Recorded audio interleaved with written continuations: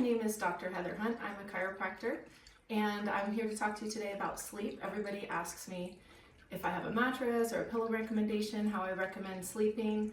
I unfortunately don't have any specific recommendations for mattresses or pillows because everybody's so individual. I really think it's a trial and error on your own part. However, I have some pillow positioning recommendations. I personally bought just a body pillow and use this. And as far as a head pillow, I like down personally because I can mold it.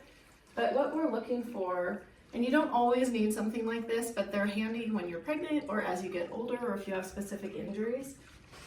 What I'm looking for with general sleep, a lot of people sleep on their sides, is you want to imagine keeping your spine straight. So using a pillow so that your head isn't angled up too much or angled down, but just straight with maybe a little angulation up. So that's going to be one of your most important things. Another thing that's very important is hips positioning, right? And so you want to imagine keeping your hips at hip width apart all the way down to your knees and your ankles. And this is where the body pillow comes in nicely. So again, you're laying on your side and you put the body pillow in between your legs down to your ankles. So you can use it in that way to keep your your knees at hip width apart, or you can bring it up. And again, as we get older, this is when we need more shoulder support. So a lot of people come into me with shoulder pain. One of the first things I think about and talk to them about is positioning with sleep. So if you don't have a pillow between your shoulders, you can really collapse in. And this collapsing in puts a lot of pressure on your rotator cuffs, on your shoulder joints, on your clavicles and your rib cage. And that's going to ultimately be a potential pain generator. So if you put a pillow between your arms, you can keep your shoulders open.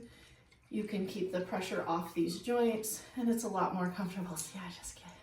So again, I would kind of bring this in a little bit here, and that's a really great side sleeping position. Not always the easiest when you're sleeping with other people, but they get used to it and you can figure out a system. The other thing is back sleeping and tummy sleeping. So for back sleeping, a lot of people need some sort of support under their knees. This takes a lot of pressure off the low back. Obviously, I would use a different pillow choice for this, but that's just a general idea. When you're back sleeping, you do not want your head to be up too much. This puts a lot of undue stress on your discs in your neck.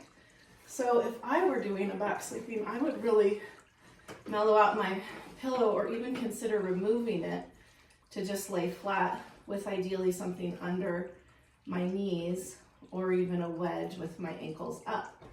That's a really great back sleeping position. And then I'm not opposed to tummy sleeping. I know there's a big debate around whether or not you can sleep on your tummy. I do. How I do that is with a nice thin pillow. I'll just kind of bunch it up, or, again, you don't want your neck like this. But if you can get your whole rib cage up and that doesn't put too much stress on your low back, you can do that where, again, your neck is sort of a straight line. I'll show you this way from your spine, right? I'm not doing this. I'm not doing this. Just continuing straight up. And then the other thing I do, because this is actually too much pressure compression in my low back, I'll pop a leg out like this, or if I'm really getting creative, I'll put my pillow under that hip just a little bit, like just a little wedge pillow. And then I can sleep like this fairly easily because it takes that strain on my low back. So those are all things that personally work for me and that I make recommendations to my patients about. Hopefully something in there will help you get a great night's sleep, because remember, sleep is absolutely critical to our health. If we don't have time to rest and rejuvenate, we really can't expect our bodies to recover, and we can't be as vital as we potentially could. So really focus on at least 6 hours, preferably 6 to 8, preferably 10 p.m. or so, to be sleeping through that midnight to 3 a.m. gap where our bodies are really, really regenerating. All right, take care.